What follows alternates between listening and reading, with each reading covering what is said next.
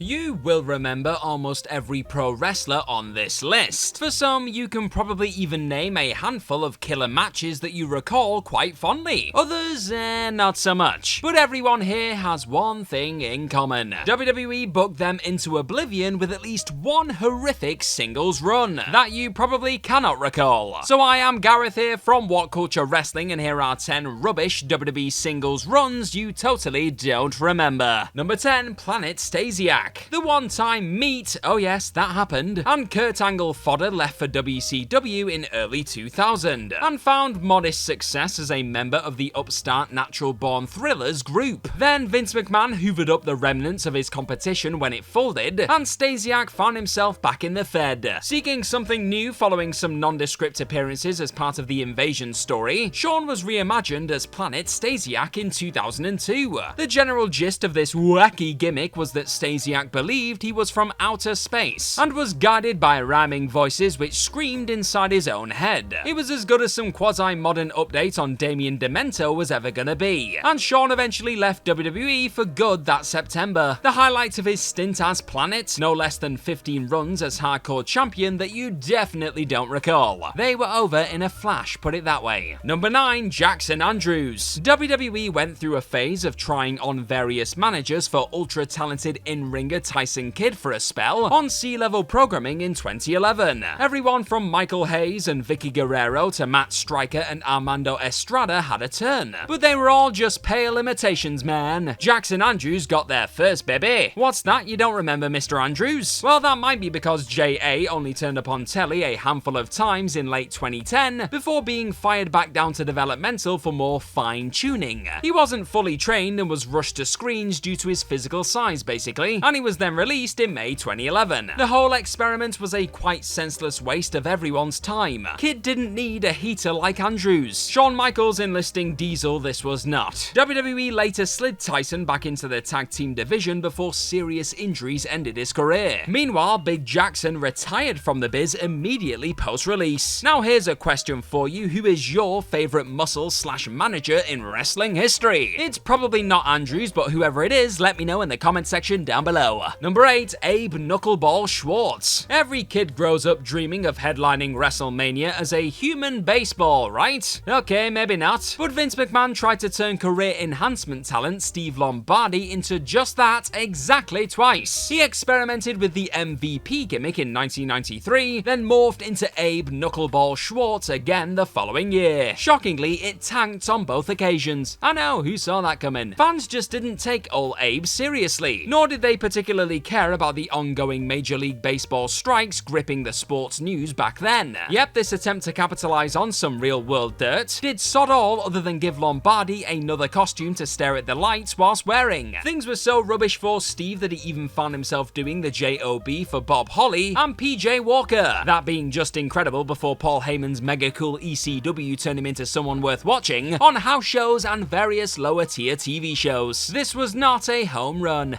I'm sorry. Number 7, Just Joe. Anybody who has spent even 5 minutes in a pro wrestling locker room could tell you that it's like high school with more spandex. There's a lot of bitching and playground nonsense behind the scenes. That's just the way it is. But such silly drama created the Just Joe character in 2000. It wasn't really that much to write home about anyway. Journeyman pro Joe E. Legend assumed the guise, and it saw him act as something of a backstage messenger who'd go out of his way to stir the pot and cause friction between stars. Being honest, the idea had potential, but it was never used properly and sort of fizzled out then disappeared. You'd have to really pay attention to see anything Joe related on TV anyway. He didn't get much of a chance on Raw or SmackDown. Jacked/Metal and Sunday Night Heat were this niche crap disturber's stomping grounds for a few months before the writers lost interest. Number 6, DLo Brown. Sometimes fans throw up their hands and wonder why WWE even bothered to draft up a contract. For DLo Brown, such head shaking had nothing to do with his skills inside the ring or legacy with the promotion. In fact, DLo was once one of the most over acts on TV during the Attitude Era. His 2008 comeback though?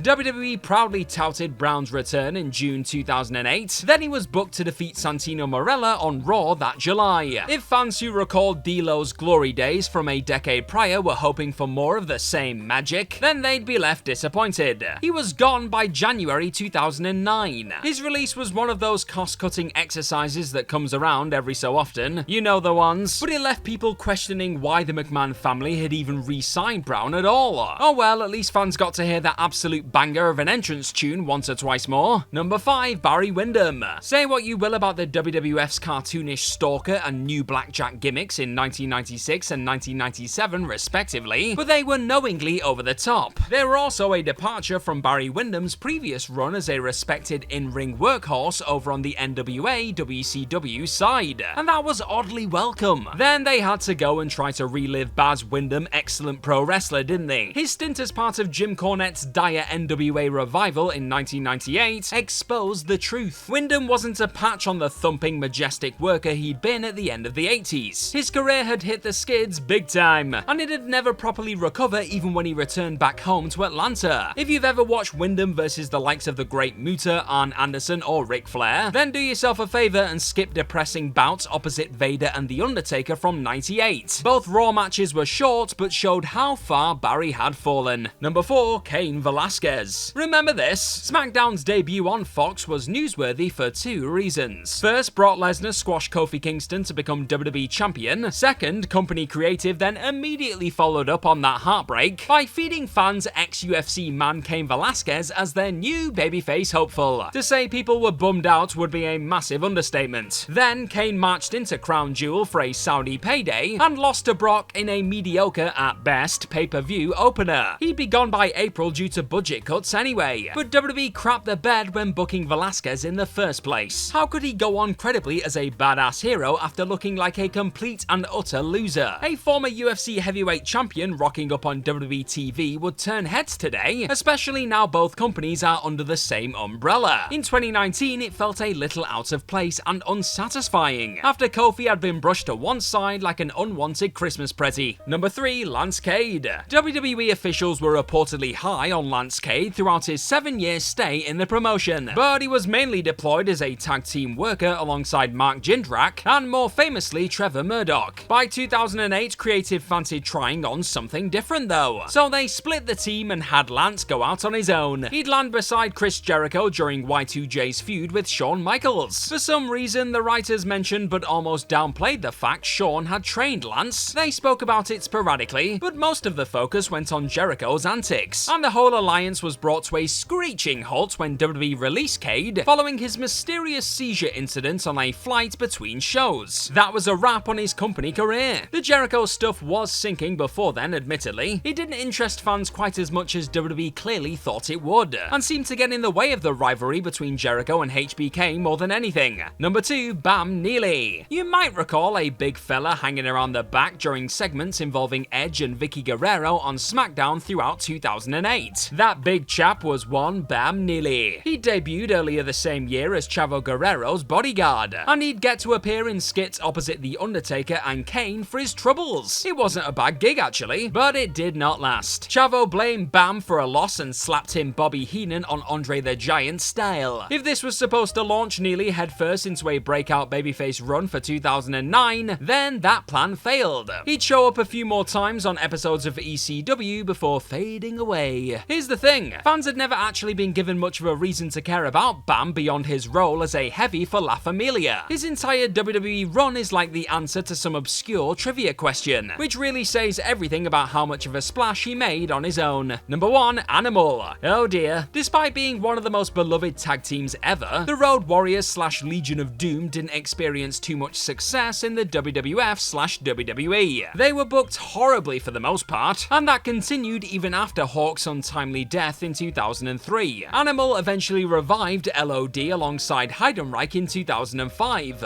but it bombed. Looking for something new to do on his lonesome, the guy launched into a singles career in 2006, and it's one of the least memorable solo runs in company history. He turned heel on Matt Hardy in March, then stripped back all of the familiar LOD gimmicks, including the iconic face paint, to become more of a pissed off veteran who felt disrespected. Animal had a bit of a one-man gang vibe to him, but his attempt at a career renaissance went nowhere. Losses to Hardy, Chris Benoit, and others were followed by low-key appearances on shows like Velocity. WWE finally released Animal in June 2006, and that was that. And that is also our list. Know of any other rubbish WWE singles runs that people totally don't remember? Well, let us know all about them in the comments section right down below, and don't forget to like, share, and click on that subscribe button while you are down there. Also, if you like this sort of thing, then please head on over to whatculture.com and find some more fantastic articles just like the one this video you're watching right this second is based on. I've been Rubbish Old Gareth from What Culture Wrestling. Cheers for stopping on by today. Hopefully we'll see you again very, very soon, but in the meantime, just be good to yourself. Bye bye!